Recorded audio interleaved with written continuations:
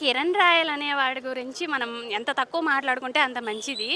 ఆయన చేసిన అరాచకాలని ఆవిడ లక్ష్మి అనే ఆవిడ ప్రెస్ మీట్ పెట్టి అందరికీ పబ్లిక్ చేసిన తర్వాత కూడా ఆయన ఇప్పుడొచ్చి నేను తోపు తురుము అన్నట్టు మాట్లాడుతున్నారు. దాని మీద మరి ఆ నాయకులు ఇప్పటివరకు చర్యలు తీసుకోకపోవడం ఒకటైతే, అలా వదిలేస్తే అలాంటి వాళ్ళు సమాజానికి చాలా ప్రమాదకరం అని భావిస్తున్నానండి. కానీ గతంలో పవన్ కళ్యాణ్ గారు ఒక మాట అన్నారు. ఎక్కడైతే మహిళలకు అన్యాయం జరిగిందో నేను ఉంటానని. నేను మహిళలకు అన్యాయం జరిగితే నేను చూస్తూ ఉండలేను, నా స్వభావం అది కాదని చాలా ఎమోషనల్గా అన్నారు. మరి ఇప్పుడు ఎందుకని చర్యలు తీసుకోలేకపోతున్నారు? ఆయన ఎలక్షన్స్ ముందు వాడుకున్నదే మహిళలనండి. ఫస్ట్ సుగాలి ప్రీతి అన్నారు, తర్వాత 30,000 మంది ఆడపిల్లల్ని మాయం చేశారు అన్నారు. మరి ఇప్పటి వరకు ఆయన ప్రభుత్వం వచ్చిన తర్వాత మరి ఆ 30,000 మందిలో ఎంతమందిని రికవర్ చేశారు?